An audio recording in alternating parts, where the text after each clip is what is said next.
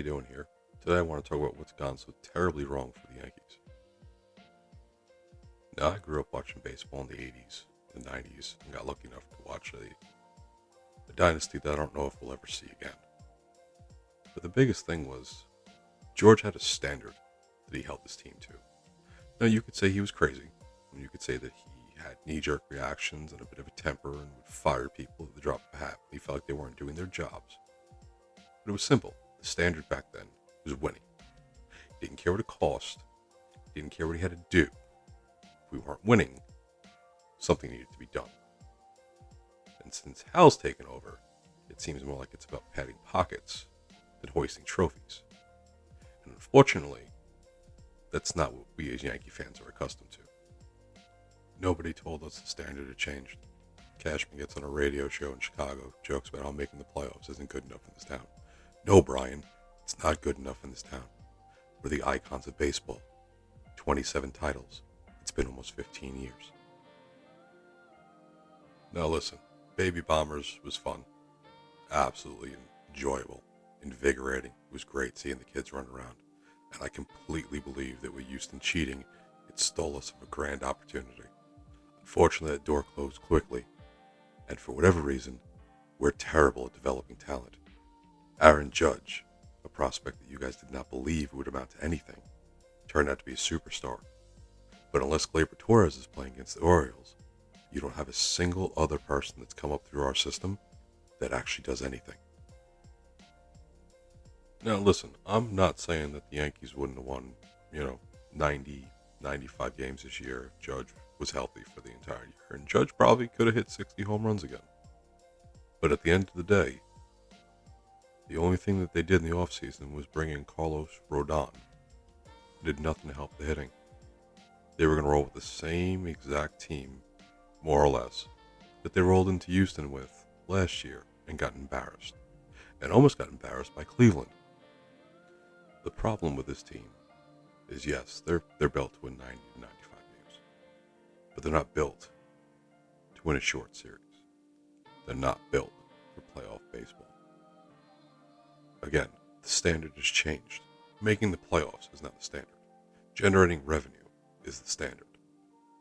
Winning World Series is no longer the standard. It used to be that 162-game season was a warm-up for us. Baseball always matters, but baseball didn't matter until September. Everyone starts watching. What's the magic number? Let's get to the playoffs. What are we doing this year? Let's find out what's going to happen. Because that's the standard. The standard was winning. The standard's always supposed to be winning. Fan bases used to hate us. Now they laugh. The most hated team in baseball right now is the Houston Astros. And it's not because they're good. Because they cheated and weren't reprimanded properly. Now we're just a joke. People laugh at us. The Mets laugh at us. And Uncle Steve keeps throwing out money. Now again, it's not about the amount we spend. It's about how we're spending and what we're doing. We're not doing anything right at this point. We're spending on aging veterans that are washed up. Sounds very Met-like. And again, we can't grow our talent. And when you're devoid of talent, and the money you're spending is spent in the wrong places, the product that's been put on the field is the end result. And it's ugly. Now, they have a chance to turn this all around. It starts this week with their huddling down in Tampa, circling their wagons, and setting up their game plan. General manager meetings next week. They better come out shooting.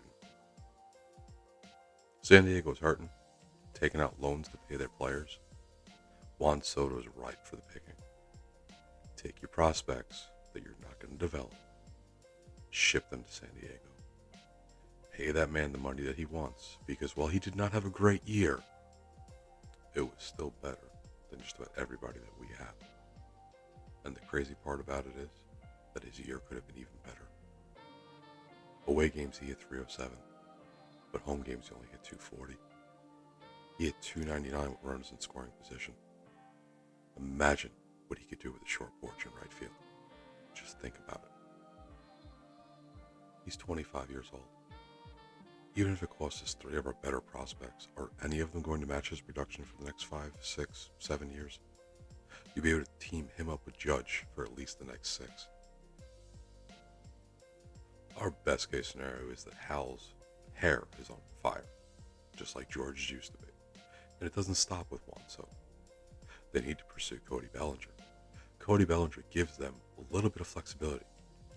He plays a really solid defense in the outfield and at first base. He's got a nice lefty bat there too. Take advantage of short porch and right. He's finally got his hitting stroke back after he's healed up from his injury, which he showed in Chicago this past year. And gives him a chance to come back to the Yanks, where he grew up with his father when he used to play for us. This lineup needs lefty bats. I don't know why we've gone away from trying to take advantage of the strengths of our park, but the fact that they load up this lineup with mostly righties, or washed up, or never have been lefties, is beyond my comprehension. Again, standards changed. It used to be about winning. Look, at this point, they don't scout as well as other teams. They don't develop talent nearly as well as other teams. They're not the Braves, and we're not playing Moneyball like Billy Beane or Theo. Cashman doesn't have to go out and play fantasy baseball.